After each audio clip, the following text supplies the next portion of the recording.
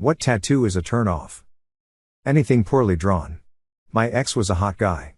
He got a wolf tattoo on his chest. It had crossed eyes and a fat weird face and for some reason pine trees embedded in the fur. Just, why? My neighbor got a wolf tat done when he was super drunk. Besides the fact that all the detail was blurry, the wolf had a short, stunted muzzle. It was like a pug with a glorious mane. I got this awesome visual of a pug standing on a mountain with his glorious mane flowing in the wind. That is not a bad idea. A pug on a cliff in front of a full moon. Giant pectoral swastika. It's going to be a maze. Some are natural jumpers. A place free from darkness. Random Chinese words on someone who has no idea what they even say. My mom is Chinese, and she had to stop herself from laughing because she saw a woman with a giant tattoo on her back in Chinese that meant slut. To be fair, that might have been intentional. I've seen a bunch of awful tats, and a lot of them are sexual in nature. Yeah, that might have been the case, but my mom asked her if she knew what it meant and the woman said, "Oh, I don't know." Ask the tattoo artist for a pretty word in Chinese. Whoever tattooed her probably just thought it was funny cause she didn't know. Now I want one that says, "I don't know," something Chinese. But there is too much risk of getting something like "I'm an idiot." Friend of mine from high school did that. He researched the characters, and got "I don't know" in Japanese on his shoulder. Specifically so he could just say "I don't know" when people asked him what it meant. Misspelled words. No regrets. We're the Millers is weirdly one of my favorite movies ever, and I think I'd want to talk to someone with that tattoo lol. I know everyone has different standards of quality and art is subjective, but I think, within reason of course, the worst tattoo is just a badly done one. Lacking a basic understanding of anatomy, bad shading, terrible line quality, patchy color, etc. I'm not a fan of certain tattoo styles, but if they're done well I can respect them. I knew a guy at work with an awfully drawn Belle, from Beauty and the Beast, tattoo on his inner forearm. A lot coworkers would make fun of his poor choice of artist/quality/style, just everything awful you can say about a tat, but he'd never say anything about it. It was a long while later I learned it was the last drawing his daughter made before a terrible hit-and-run accident. Never wanted to throw myself off a bridge quick enough for thinking so badly of a tat before. Holy shit, that went from 0 to 100 real fast. I'd feel like a monster in that position, poor guy. Nothing anyone could say could hurt more than losing a child. When I was changing with my boyfriend for the first time, he took off his pants and his entire upper left leg was covered with giant leopard spots. I almost screamed. Is he a trill? Ooh, jadzia baby. A marijuana plant. I like smoking weed myself and do often, but I wouldn't go as far as to tattoo it on me. Those I've seen get it tatted on them normally revolve their whole personality around weed, which is very dull in my opinion. Same goes for the people who wear marijuana leaf attire. My wife likes all that shit and brags how she's a bigger pothead than me, and I feel like a dick when I have to be like, okay? Like I have a job, I can't be strutting around in that shit lol. There's a place for stuff like that. Walking around a concert festival, right on bro. Walking around everyday life, probably should pick a new shirt. I remember buying a black shirt with obnoxious neon green marijuana leaves all over it when I was 14, I'd kill to revisit 90s Hot Topic again. I didn't even smoke pot, I don't know what the fuck I was thinking. I shit you not. I had a coworker tell me she had marijuana leaves tatted by her snatchbox. Makes you wonder. Snatchbox 20. Property of, not your name. Property of, your name. Plot twist, they only date people with the same name so they don't need to remove the tattoo. My sister at 19 got a tattoo of Chrissy on the back of her neck for her girlfriend. They broke up a couple years later. She dated a lot of other girls, then at 35 married another Christina who she started calling Chrissy. 3 years later, they got divorced and she still has the tattoo. Wondering if she's going for the three-peat. Dick tattoo. My tattoo artist said he tatted a Louis Vuitton emblem on a guy's sack, because it was his designer bag. That's kind of fun. I'm here for that. Tattooing the sack does not sound fun at all. How do you even do it? Do you stretch it and clamp it to smooth it out, or do you just somehow work with the wrinkles? Clamp it. Ironically enough, porn and hentai tattoos. I get that some people enjoy porn, and some people are really into it, but getting it tattooed on you is just tasteless. Even worse if it's somewhere not easy to hide, like a forearm. What's gonna happen if you have kids? How are you going to explain that? What happens if you want to wear short sleeves? You can't, not without exposing explicit content to anyone around you that might see it. It's just gross emo. Immediate nope. Huge red flag. Edit, for all the people asking, I said ironically enough, I just meant cause porn is usually supposed to turn people on, but getting it tattooed on you is a major turn off. At a children's water park I saw this fucker who had 2 girls 69ing tattooed on his back and out on full display. Like Jesus Christ, what the fuck is wrong with you? You're exposing fucking children to that shit. Was one an angel and one a devil? Quasi if so, that was my old general manager and he wasn't allowed to swim when his nieces and nephews without a shirt because of it. I knew a guy who had 2 angels 69ing on his upper arm. Dude rocked sleeveless shirts whenever he could and got ridiculously angry when employees at family restaurants and such asked him to cover it up. Just gross and inappropriate on so many levels. Agreed. Watch what you want, but getting porn tattooed is so nasty. It's also just uncomfortable. Agreed. I really don't have anything against porn in concept. The exploitation in the industry is problematic, though, I do, however, think people can engage in it at their discretion. I don't appreciate it being foisted upon people via tattoo. I feel the same way about drug culture and religion too. People don't have to agree with me, that's just how I feel. I once saw this guy's Tinder profile who had a tattoo of a cat on his stomach and his belly button was the cat's butthole. I once saw one on a chick's ass with Elmer Fudd pointing a gun at her asshole saying "Come out of there you wascally wabbit." Okay, that's trashy but hilarious. Just looked and didn't find any comments about tattoos I have. Phew.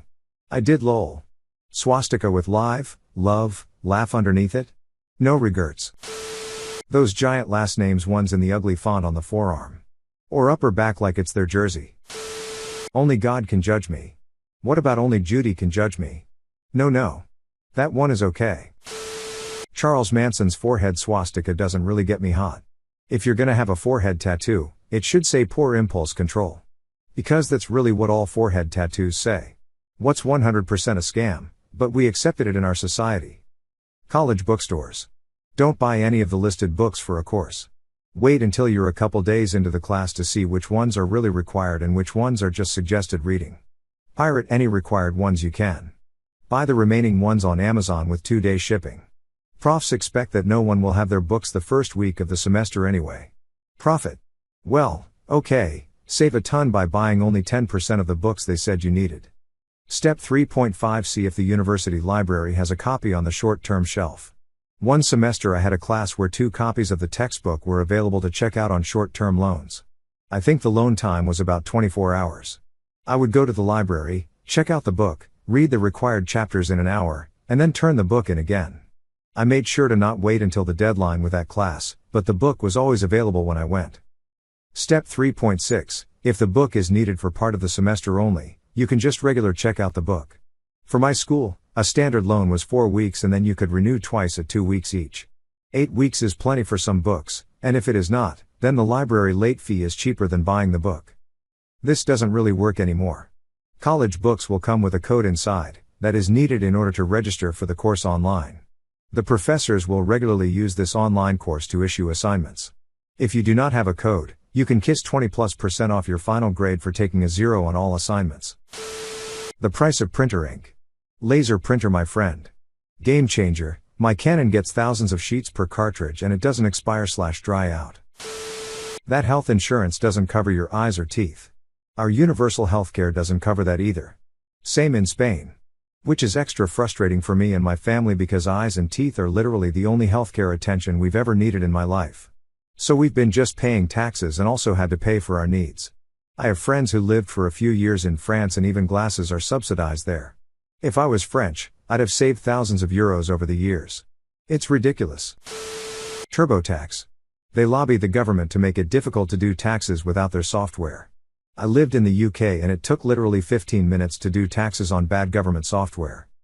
The IRS offers a free alternative available on their website for most people. The IRS also has no advertising budget. Hence why nobody knows about it. Free Tax USA gang rise the fuck up. Used Free Tax USA for the first time last year. Never going back to TurboTax. Never heard about Free Tax USA, but I'm gonna try it out this year. Been using TurboTax for over 10 years. I see commercials that promise it to be free, but every year it gets more expensive. I think they charged me over $80 for last year's taxes. WTF. I'm a CPA and I use Free Tax USA, if that says anything. Fuck into it. Go through the IRS website to use Free Tax USA BTW. That way it'll be 100% free. I know some people went through the FTU website itself and were charged. Go into TurboTax and download your previous year's files if you don't have them before you walk away. I learned that the hard way. Unpaid lunches that extend your workday. One place I used to work would bring lunch for the last 3 days of the month. If they provided lunch, they didn't have to pay overtime for an hour. They were known as hostage lunches. I would submit a doctor's certificate saying I was on a special low FODMAP, whole burrito, lobster, and tomahawk steak diet due to gut problems. They would either provide me some crazy meal, segregate me, or pay the overtime. Diamonds. Thank fuck my wife is a geology nerd. I picked out a raw uncut diamond ring for her and saved heaps. Since a lot of people have asked, it was purchased on Etsy for less than $500. That specific storefront no longer exists, but there are several alternatives. They claimed the stone came from a mine in northern Canada, although I have no way to verify that. Do some Googling, you'll find a bunch of examples. Keep the alternative non-traditional ring suggestions coming. Lamau, I always listed that on my advantages for dating. I'll be excited with any rock that looks cool and that I can identify. Got a polished amethyst? Cool. A round labradorite that shines red? Oh great. A piece of dried lava you picked up on your trip to Iceland? Even better. Wait, you have found a ton of Maldavids as a kid and didn't know how rare they are? Google's a wedding dress. Edit, dear fellow nerds, this is awkward but a human capable of social interaction has already adopted me. Edit 2, it wasn't my intention to humble brag but I even got a parody, it's hilarious. I recently discovered moissanite. Let me tell you. It's 100,000% better than a diamond and cheaper. All diamond experts hate it to a T. Proposed to my GF back in Sept with a moissanite ring. 1/10 of the cost, you get a bigger rock, looks amazing and zero ethical implications. Congratulations. Honestly, once moissanite becomes more popular and mainstream, the jewelry industry is going to lose their shit. Then all diamond stores are closed down. There are no reason to buy diamonds anymore. No one ever buys them back. No jewelry store ever buys diamond back. Proof of consistent rent payment does not improve your eligibility for a mortgage. Edit, just amazed at the number of upvotes on my completely wrong comment. Oh, we see you're paying $2K/month in rent but you'd like a $1K/month mortgage? No, go away, you can't afford it. About 10 years ago, I lost my job and had to take a lower paying one for a while. I was covering all my bills but money was tight.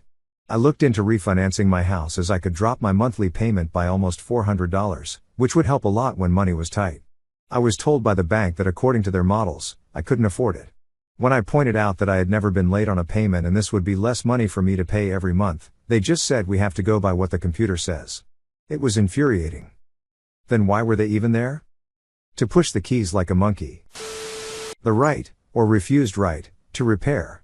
Absolute bullshit that I can't fix my own shit. Tried to replace the blower motor on my AC unit in my house. 4 screws to slide it out and a wire harness to unplug. Turns out I need a HVAC license to even buy the replacement. I don't have an HVAC license. I've been turned away at HVAC supply stores but could buy the parts online with no problems. I've gotten a blower motor, fan blades, capacitors, etc. Same, it's the policy of the supply store near me. I ordered the parts online, but have since learned that if you go in with confidence and say it's a cash job you can buy from that store. Not as accepted as it was, but the idea that alcohol is safer than other illegal or recently legalized substances. Yes. The effects of alcohol is constantly downplayed despite being a full-blown toxin to our bodies. And to bodies of others, when drunk driving, inebriation leading to assaults, and just causing people to do more stupid things in groups. It's insane how well that industry buries press about alcohol's link to cancer. Well shit. I just learned, did a quick Google search and right there on the CDC webpage that all alcohol causes cancer. Funny how the news promotes red wine as beneficial in other things but don't mention alcohol in general can cause cancer. I am an occasional drinking, but now might be a rare one. The wine thing was a study that the industry made up and has been disproven. Yep. There was a professor, Professor David Nutt, who was the government's chief drug advisor. He released a paper claiming that alcohol is the most dangerous drug there is. The government sacked him for this. Expensive engagement rings. Diamonds in jewelry in general. Natural diamonds. And for that matter, the cost of lab-created diamonds. The wedding industry in general. Friends of mine spent $50,000 on a wedding and divorced a year later.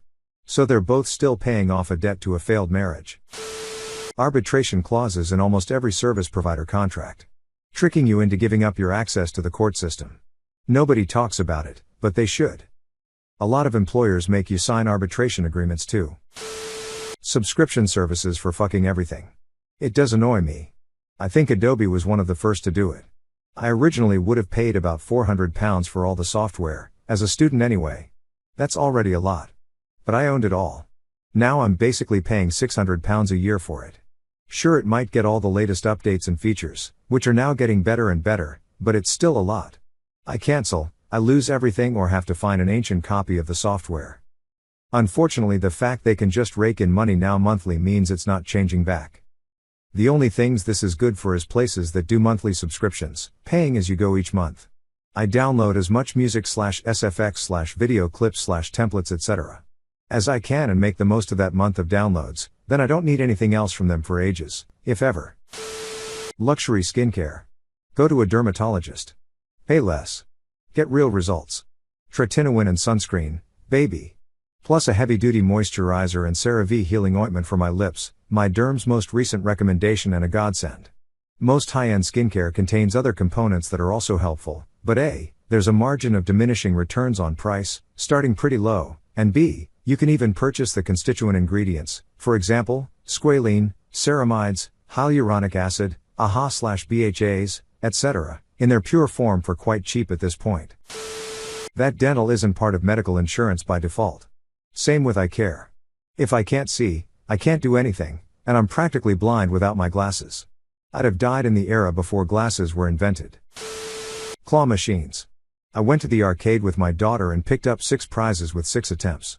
Quit while we were ahead, I swear that thing was broken. I won an iPad for my daughter back in the day.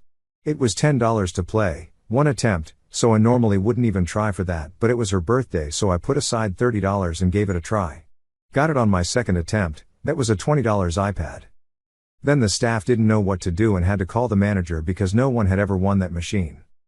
Also, I 100% quit while I was ahead there, no point paying $500 for a $200 iPad.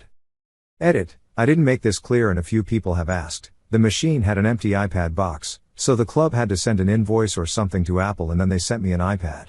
No one who was on shift that night knew how to redeem the prize, so they had to call a manager on her home number. Payday loans. Went through a hard time years ago, ended up having no other options to get money but a payday loan. Was stuck in the cycle of, pay off loan and take the same amount for another week to get by. For probably close to a month until work picked back up enough and I could pay it off and have some extra to survive till next payday. Never ever again. Ever. Paying hundreds of dollars per month for health insurance and then insurance not paying for anything until you've hit your deductible, usually thousands of dollars per year, and then after hitting your deductible insurance only paying for a certain percentage of your care until the end of the year until your deductible resets and you pay out of pocket all over again until you hit the deductible, and even after hitting the deductible your insurance is fighting tooth and nail not to cover anything. Best part about insurance is when my doctor says I should get something, then some middleman who got a bachelor's in accounting 20 years ago can come in and overrule him. And I pay him for the privilege. Paying tithe to your megachurch. Fair enough if it's a little country church, but fuck the big ones raking in millions. Jesus wants me to have a personal jet. It helps me do the Lord's work. Who are you to say otherwise? Middlemen/brokers eating up the profit and inflating the prices in pretty much every business. Health insurance providers have entered the chat. Does the amount of sexual encounters your partner has had matter to you? Why or why not? No, to a point. To me, the past only matter in its ability to catch up to the present. If someone has had sex with 50 people but it never has a negative effect on our life together and she still enjoys sex with me, then it's not a problem. However, if someone has had sex with 5 people and all 5 are frequently coming back into her life and causing drama for both of us, or if she can't enjoy sex with me due to comparing it to a past partner, then that it is an issue. So to me it's not the number, but the affect of the number. With that being said, it's not something I would ask about because typically if the past is going to be a problem there are better warning signs. Hell, I can't compete with myself 10 years ago, so you got to let that shit go at some point and don't be haunted by ghosts of fucks past. 2010 me, I will eat pussy like I've been wandering a desert and it's the first moisture I've had in days. Present me, I'm not going to try competing with Japanese vibratory technology. The magic wand has become my best ally. Hell, it's on my side of the bed. Teammates, not the competition. The robots will help you fuck. I think there's one more factor for me, the cause of the number. If she has had sex with 200 people, I think it's pretty likely that our personalities won't align. Not that it makes her a bad person, just a very different person than me. I'm a stay inside Friday and play board games type. If she likes clubbing every weekend or meeting Tinder dates both Friday and Saturday, then we're probably not going to find much common ground. It's just one of many indicators of compatibility though. Purity culture is bullshit and that should have absolutely nothing to do with it. It would be similarly hard to find common ground with a buddy who has a 200 body count. Edit, people below make the great point that people change. I didn't really factor that in. I live life at such a slow speed I still think I might be a drag to such a person, but obviously there's the possibility. So long as they haven't run through my entire friend group, I don't care.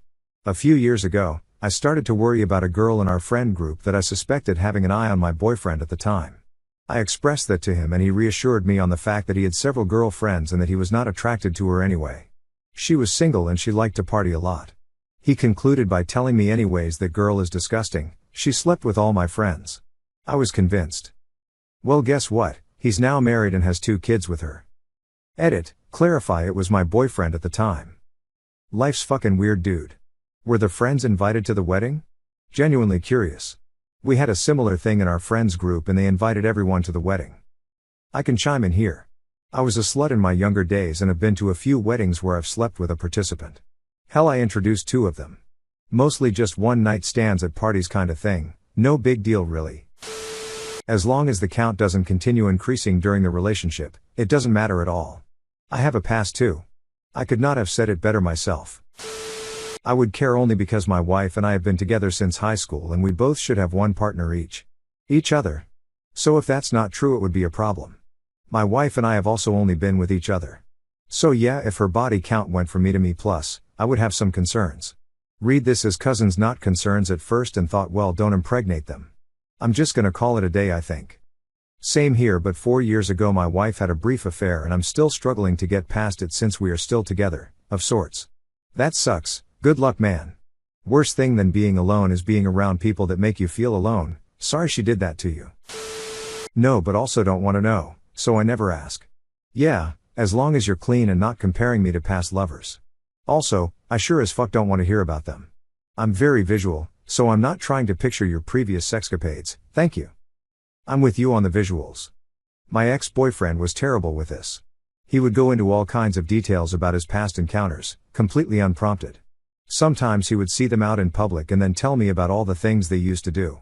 It was very confusing as to why you would want to share that with your new partner, but okay.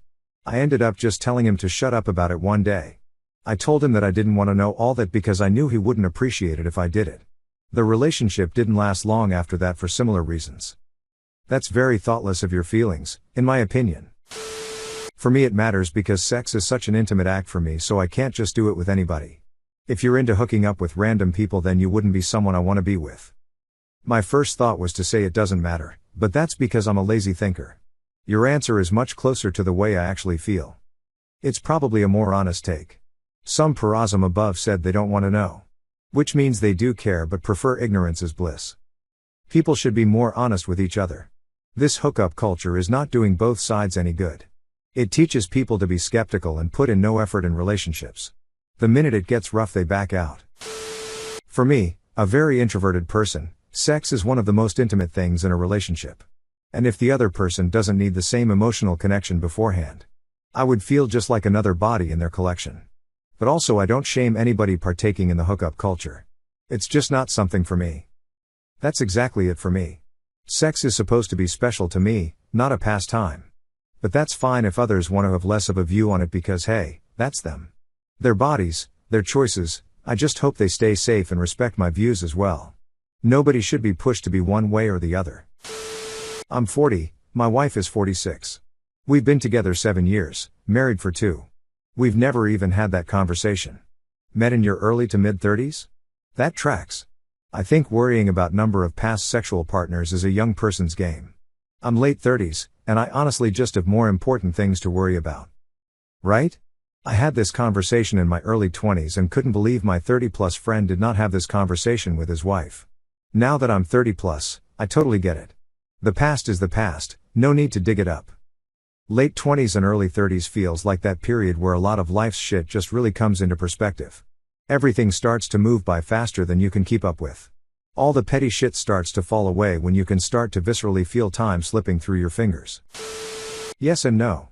I mean, I don't think I'd be comfortable with someone that has had like 1,000 partners. What is the ideal range for you then? 0 to 999. I don't know. 0 is a lot of pressure. But then again, so is 1, if it was really good. As long as they have no diseases, I don't really care. I'm just playing devil's advocate here. What if it was a small town and everyone had a story to tell about them?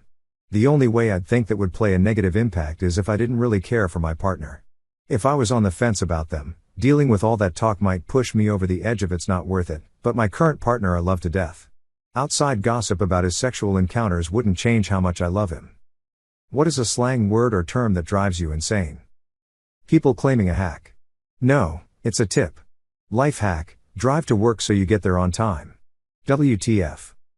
Drive hack, speed limit signs are not the fastest your car can go on that road. Drive hack, you can get to work faster if you're not pulled over for speeding. My boss told me about this really complicated eating schedule and routine he has and said it was something new called biohacking. It's just a diet. Just tell people you are on a diet. Dieting for middle management. Micromanaging the macros. I dislike today years old, partly because as an Excel user it means 44,937 years old. The thing that pisses me off more about this phrase is that it is usually associated with some kind of life hack about how you are supposed to use a certain product.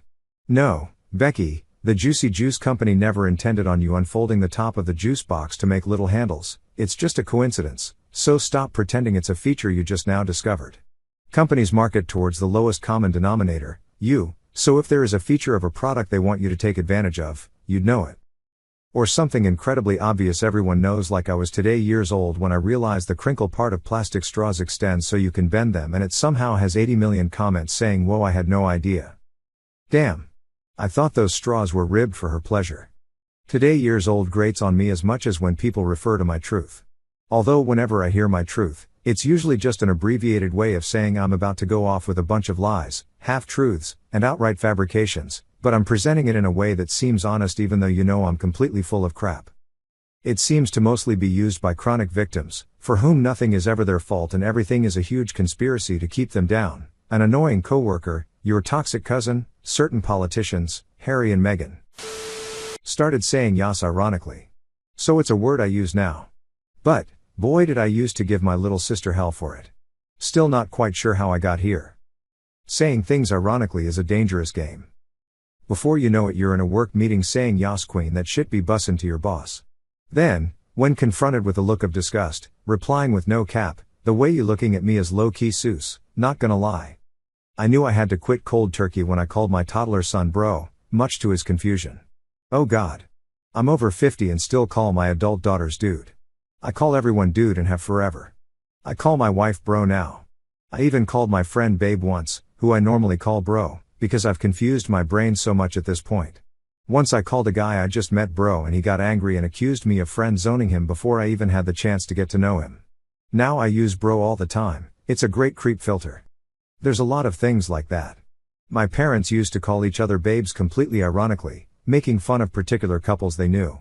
They hated it. Now they only call each other babes.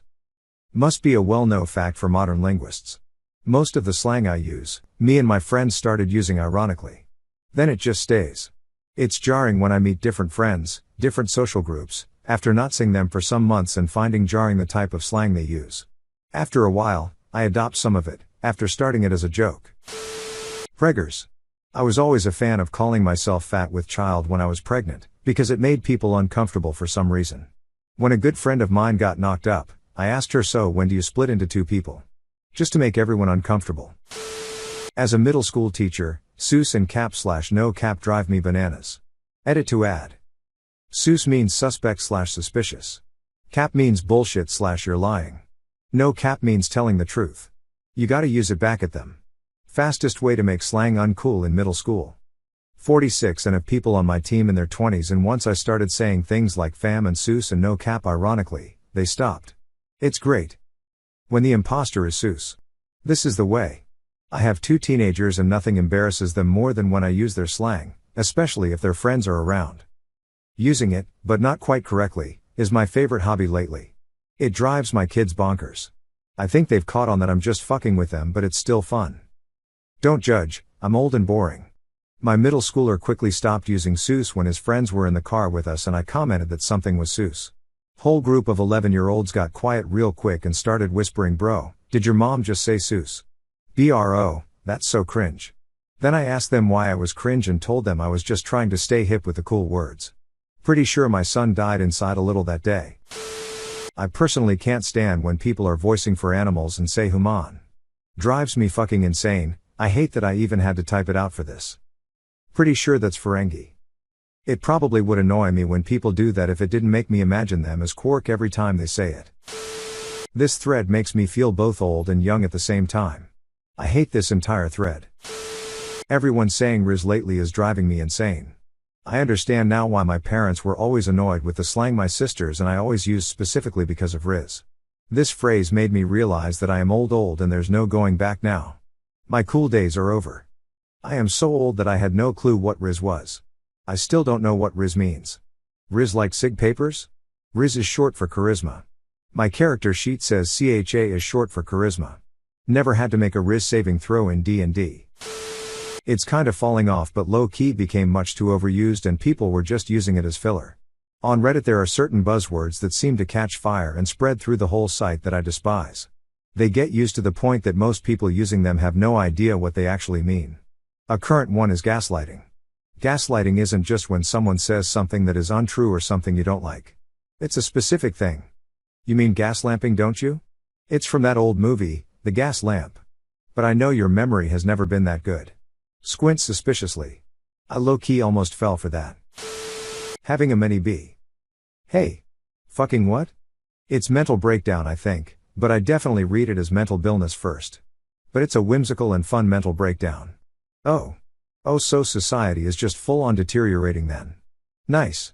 You could say it's having a mini B. Sorry, not sorry. What is the point in saying that? That old Navy Christmas commercial that ends with #sorry not sorry. I don't understand. My brain didn't work for a second and I thought you meant the US Navy had an old Christmas commercial. I did a thing or adulting. I did a thing is the single most annoying phrase in all of English to me. Up dude. I want to slap someone when I hear this. I saw someone type "now hit me with dat sweet dude shower," meaning upvote this comment, and I decided that was enough Reddit for like a week. Prego for pregnant. Makes my skin crawl, actually. Ditto. Bonus points if hubby is used in the same sentence. Eye roll. My hubby got me prego on our holabobs. # blessed. Goofy and using as a suffix in place of ass. Like if you say hot ass, okay. If you say hoda, I will steal your larynx. Interesting, I've never come across that one or didn't catch on to its meaning. If I did, lol. They use it on TikTok cause comments with profanity get hidden. None of them really drive me insane. I've always had an amused old man attitude towards it, even when I was a teenager. When I hear a new slang word I'll just chuckle and go, kids say the darndest things. For me it's like I hope I live long enough to see you two become hopelessly out of touch. That still implies a degree of resentment which I have never felt. Doggo, pupper, fur baby. I work in the veterinary field and I once turned down a job because we were required to refer to the pets as fur babies and the humans as pet parents. I have no problem calling someone mom or dad to their dog or cat, if that's what they prefer. It was the required cutesy language that irritated me. My friend's wife only talks like this. Drives me nuts. She will say stuff in real life like time to take our heckin' lil floofers out for their walkie walk, then we need to do some adulting and get grosserinos. She also basically exclusively talks to him in baby voice. She's like 35. She also calls her animals fur babies. Latin X is so dumb. From what I understand, many Latinos actually agree with you. Latino here and I agree. It's stupid as shit. Like morons, if you want a gender-neutral term just say Latin. I know it's a language but we use it as a gender-neutral term which if they actually asked a goddamn Latino, Latina or Latin they'd fucking know that, but hey fuck that right. Bussin' and no cap. Whenever I see someone type and or say this I feel like they are an NPC. This comment is straight bussin' FR no cap. On God. Cray cray. My 65-year-old coworker says it all the time. Taking crazy one word 2 syllables and replacing it with cray 2 words 1 syllable each word is annoying in and of itself. But hearing it from a grown-ass man just adds to the cringe. People who like Andrew Tate, why? I like him because he lets me know I'm on the right path as far as the way I live my life, the way I'm raising my children. It's pretty simple, if the way I'm doing things is the exact opposite of what he preaches, I know I'm doing it right. Scared me in the first half there. Lol. I hope you smiled. The second half did make me smile. Because there is a large chunk of men, and a minority of women, that feel left out and ignored by the rest of society, so they start by dipping their toes in these ideas until they fall further down the rabbit hole. Others are people that hold on to traditionalist values and don't want the world to progress the way it does, hence it becomes a community for them as well. And a few are just contrarian thinkers and are drawn to anything that seems edgy and unpopular, for the sake of it being edgy and unpopular. Edit. I just want to add there is a strange line of thinking I'm seeing in these comments where some people, I'm guessing white knights, are insisting on blaming his success on white men specifically, which is strange considering these communities are attractive to people of all races. Way to show you have no non-white friends. I know the people of color here can vouch for me on this one. Literally the first confirmed Andrew Tate fan that I ever met was a 17-year-old Native American kid on an Amtrak train out of California. That was in July and I didn't even know who Andrew Tate was then, but later I heard some of the things Tate said and realized the kid was mostly repeating him. So yes, it's not about race, anybody is susceptible to this garbage. 90% of these comments gonna be from people who don't like or aren't followers of Andrew Tate. Edit, 99.99%. This is when you sort by controversial and read the ones with the most downvotes. When I first learned about him, I found his arguments agreeable, paraphrased. Women aren't traditional anymore but want traditional guys. Guys are disposable mostly, unless they provide something. Etc. just off the top of my head. It made sense to me since I've had bad breakups, and my most recent one got me good, so I was sensitive to that kind of argument. Every guy has, which I think is why he was appealing to so many guys, with those kinds of arguments. Then he started getting whack with stuff like, women are meant to be controlled, etc. Very quickly I thought he was an idiot who said just enough to keep a coherent voice. But still, he was an idiot. So initially, I liked him and thought he was making some useful arguments, but very quickly, I realized he was pretty much a textbook incel. Edit, I remember I thought, he clearly has a shit ton of money, I guess his course thing is selling well, then? And therefore a lot of people accrually listen to this guy, so either tons of people are wrong or this guy knows what he's talking about. Fortunately, I didn't fully buy into his speech. I remember thinking, well, the real masculine thing is to figure shit out myself or talk to my dad about it for some advice. It's interesting to me that the answer to that question was, of course, crime. It wasn't that Therese tons of people who agree with him and bought his course thing, therefore validating his arguments, he was a human trafficker. It's nice to see a jackass get what's coming to them, for once. Pretty much the same for me. I saw a bunch of his stuff and there was some decent messages about self-worth and not relying on other people for your own self-love, but there were also warning signs, so I made sure to take all his advice with a grain of salt and distanced myself immediately when he started to go off the deep end. Sadly, that's how red pill community recruit. Give some good value. Then scratch the message more and they start saying misogynist BS I almost fell to after a breakup. I like his message about having to work on yourself in order to reach your goals. His message at first was just how masculinity isn't a bad trait and you shouldn't be ashamed to want it. I like how he promotes martial arts and fitness, and when he allegedly got cancelled by social media that made many people question why his thoughts in particular were deemed so controversial to warrant a ban, which for the most part were just old macho man views that most old folks would share. He is also not afraid to talk about the tricks that rich people like him use in order to not pay taxes and keep getting richer, which is a breath of fresh air and informative. Having said that, he also preyed on lonely young men and literal kids who aspired to be like him by making them subscribe to his site BS, which was supposed to make them rich but is actually a pyramid scheme. They are encouraged to spam videos of him everywhere and they are very vocal on YouTube comments section. It's a very scammy business model and many people fall for it. Also, his views on women are sexist and his view on men that don't aspire to be rich and famous is very idiotic as well. Basically, in his mind, you either aspire to be like him or you are a lesser man. He got rich by exploiting these young men and before that by running a promotion agency for women who do cam sex work, taking a cut from their profit, which isn't that bad, is basically what most OnlyFans creators do nowadays, get an agency to help them promote their content for a cut of the profits, but this is not something most honest men would be willing to do to achieve financial success.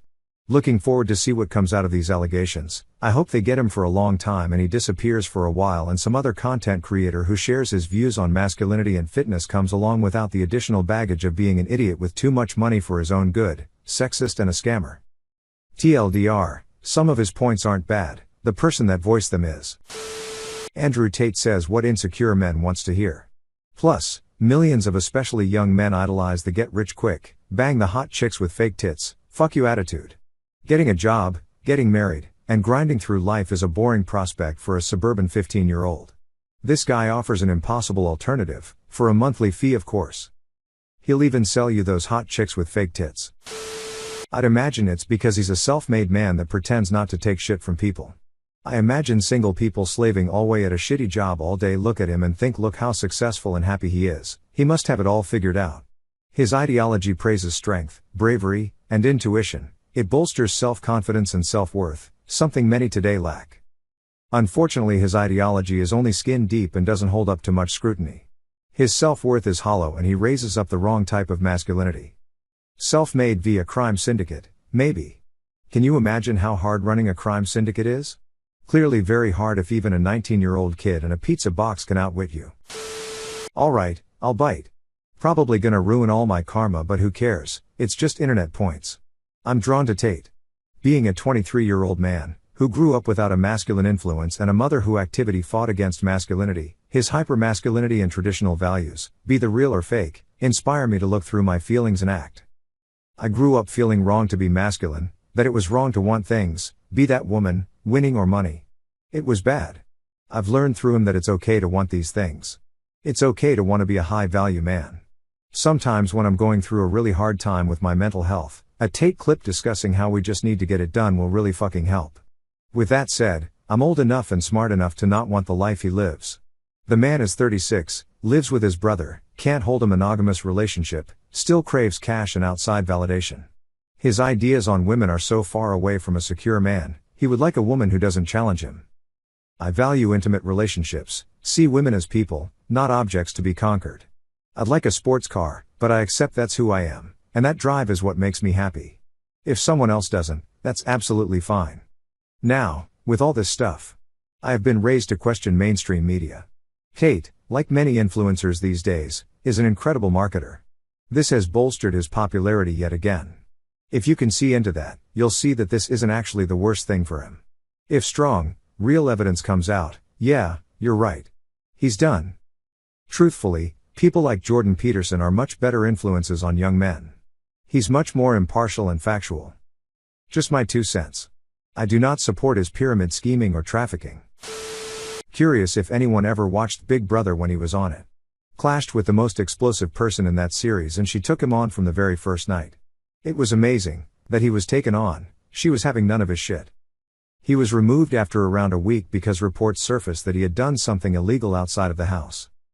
Beating a woman with video evidence. And that woman came out and said it was a consensual sex act between them. Why not?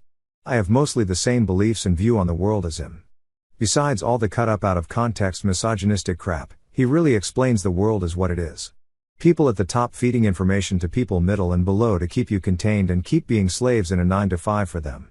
The exact life I have longed to escape, even before Tate became known. He tells you to be accountable for your own actions, take control of your own life, and if you want something go fucking get it. I don't understand how so many people find this line of thinking to be so horrible for so many people around the world, when for me that has been the only way to think that has improved my life. I could either go about life believing depression is a thing that no matter what I do I will always feel like shit and nothing will change that, or I can believe that I can be responsible for how I feel and take steps towards changing what is wrong with my life. I understand he has said some things that I don't agree with, and he most certainly isn't perfect as none of us are, but he preaches some very good and true life values. Because he is promoting the right, which is solely designed to give more of poor people's money to rich people. The right will empower anyone, Andrew Tate, that helps the rich people get the other 30% of the vote to be competitive on a ticket. Poor people being convinced that they should vote right is precisely the game for the right. If you are concerned with anything other than what the right and left mean to money/inequality, you are getting played. TFW, you think either side cares about the people. I understand that you may have gained some inspiration or motivation from his preaching. My problem with Tate is that a lot of the motivation and foundation he presents for self-improvement is rooted in misogyny and traditional gender roles. And I think one could find the same self-improvement teaching and motivation from another source that isn't rooted in misogyny. Also, Andrew Tate is a perpetrator of human trafficking. What is a part of history that we consider to be a fact, but is 100% fake? Einstein never failed math. The rumor started from Ripley's Believe It or Not, and Einstein actually responded to them saying, "I never failed in mathematics. Before I was 15 I had mastered differential and integral calculus." He wasn't very good at the non-science related classes though and did fail French. I'm so confused about Einstein and Ripley's Believe It or Not existing at the same time. Well, Einstein died in 1955. He saw Looney Tunes cartoons and probably heard rock and roll. Ripley's Believe It or Not actually started December 19, 1918. It's weird to think, but it's over 100 years old. Believe it or not, George isn't at home. He was alive for the Brown v. Board of Education Supreme Court case. American segregation broadly led him to seek out black colleges to guest lecture. You think that is freaky? There was a 22-year window in which a samurai could have sent a fax to Abraham Lincoln. That Hitler was a raging, shouting maniac in person. I think we want to believe that he would be that way because the idea that someone who was polite and low-key could be so evil is really disturbing. According to his personal secretary and many people who knew him, Hitler rarely showed anger and was subdued but friendly in private. Traudl Junge was there during the incident that inspired the scene in the movie Downfall that became a meme, and she said that she was completely shocked to hear Hitler raise his voice. She had worked for him for over 2 years. I think that's mainly due to his speeches and the clips of him clearly on amphetamines. You would think that because most of the time you see a Hitler speech, you are getting a short clip of the end of the speech. He was a very gifted and very theatrical speaker. His intent was to provoke emotion in the crowd, and he would work up to the dramatic parts. If you watch the whole thing, and understand the language, you see the whole effect he is working up to. You only see the last 2 minutes and he looks like a raving lunatic. He also got an acting, speaking coach after the beer hall putsch. Those speeches are planned for effect and he was trained to do them. Whether you're a teacher, a politician, an actor, musician, or just giving a presentation at work, if there is an audience in front of you, you'd better be performing. I don't mean being inauthentic, but you better put some showmanship. At least if you want anyone to listen and remember a word you say. Ninjas dressed in all black to stay stealthy in the night or something like that. Ninjas dress like normal people to blend in. The all black look stemmed from Japanese theater to make it more obvious to the audience who the ninjas were. If they wore all black it'd be quite obvious and they'd stick out like a sore thumb. Edit, most of you pointed out it also came from stagehands. That makes a lot of sense too. Wasn't it that the all black look was worn by the people moving the props in Japanese theater? And then in some plays there was a twist that one of those prop holders attacked the protagonist? That's what I was led to believe. Because they were unseen, people mistake ninjas wearing that when they were in reality unseen because they blended in with people wearing normal things, not the background of a stage production. General public not being aware that classical Greece and Rome had colored paints all over those statues, much less colored dyes in their clothes. Edit, point being, we tend to believe that there was a lot of white in the classical period, which isn't actually the case. The Chinese terracotta army was also originally painted. Yep, upon unearthing them it destroyed the paint almost immediately. What's crazy is that it's only one of many still buried pits that surround Qin Shi Huang's mausoleum. The mausoleum itself is underground and looks like a big hill since it's a pyramid. Until foolproof methods for preservation are figured out it'll likely remain unexcavated. But there's something of a debate because it's in a region with high seismic activity, and by leaving it as is there's a risk everything could be destroyed by an earthquake, so it may be better to take the risk of losing some preservation to save the whole and add that knowledge. Related to Rome, gladiators used to advertise for local blacksmiths who provided them armor and weapons. Ridley Scott intended to portray this in Gladiator, but left it out because he felt people wouldn't believe it. This battle was brought to you by In Curso Umber Leisure. Are you not entertained? Because the armor today is brought to you by the finest of blacksmiths from Raid Shadow Legends. The traditional image of Socrates lecturing in a white toga is all wrong, it should actually be tie-dyed. Now I imagine Socrates looking all hippie-like with a ponytail, round glasses and tie-dyed togas. I'm telling you man, the only true wisdom is like, in knowing you know nothing dude. The Boston Tea Party didn't have some grand celebration, a lot of the colonists were confused and it's recorded as one of Boston's most quiet nights. There were so many loyalists throughout the American Revolution. The Sons of Liberty were a small group of complete radicals that roped the entirety of colonial America, for lack of a better term, into a war that many of them did not really support. In AP US history they told us 1/3 wanted independence, 1/3 were loyalists, and the rest didn't care. That's true for many revolutions. Most people just don't care. It also is a lesson of how even a minority can seize power and make the rest of the people go along with it. Of course plenty of other things were happening. The revolution benefited most colonists. It's like that quote from Game of Thrones, "The common people pray for rain, healthy children, and a summer that never ends." It is no matter to them if the High Lords play their Game of Thrones, so long as they are left in peace. They never are. That's about the split. It's less didn't care, and more let's see which side wins. Most of the loyalists were in the southern colonies. If you stay out of trouble you double your choices. The Irish famine wasn't just a natural disaster, there was plenty of food in Ireland, it was just exported to Britain. Our staple food for most people was the potato, so the failure of the crop was devastating. However, yes, there was so much food being grown here that was exported. We were also as a people given the option to have food if we denounced our religion, leading to a phrase taking the soup. To take the soup was to denounce Catholicism and become Protestant. The potato was the staple crop because the Irish peasants had been reduced to just tenants, not even peasants. Peasants can't be thrown off their land, tenants can. So they grew wheat and the like for export, and on their own plots were allowed to grow potatoes, the only thing that they could grow that would sustain them on the small plots they had for themselves. The day you can't pay rent to your landlord, they'd throw you off the land and you'd be doomed. So when the blight came, it killed the only thing they could afford to eat, and they had no money to buy anything else. It was a genocide, engineered by the British. They have done the same thing many times. If there was just a rent moratorium and people could eat the wheat grown in Ireland, it'd have been mostly fine even without any aid. The potato blight was a natural disaster. The famine itself was not. Nature created the blight, the English created the famine. The lady who sued McDonald's didn't do so frivolously. She received third-degree burns from how hot that coffee was, and needed a skin graft.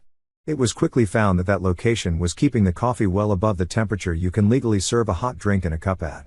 The fact that most people think this suit was over the temperature of the coffee, and not the debilitating burns that woman received, is one of the prairie world's greatest triumphs. You are not immune to propaganda.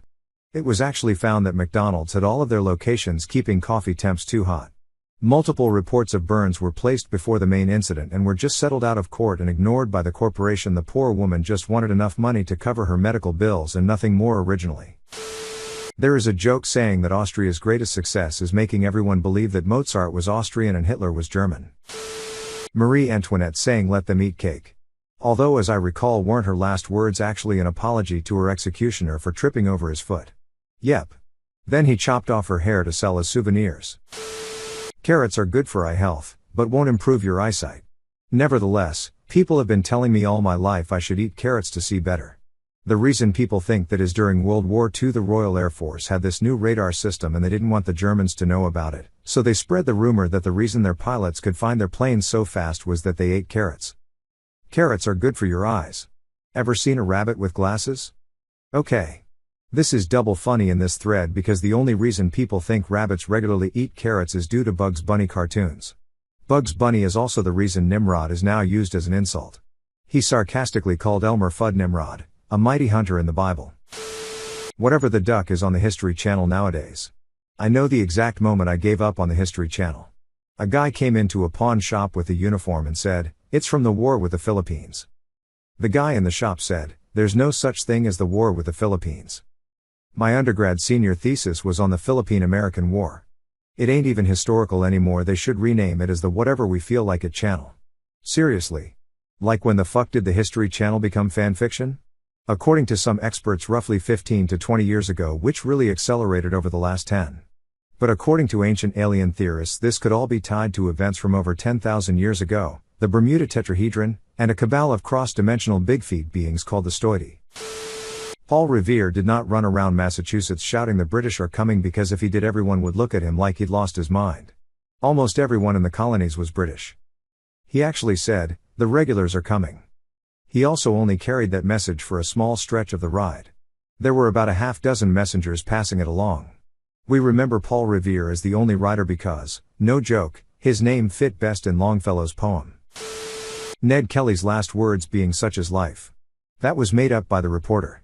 So many Aussies have it tattooed or have big stickers on their 4x4s. But I guess, oh well, doesn't have the same ring to it. That people use swords and axes all the time. Spears.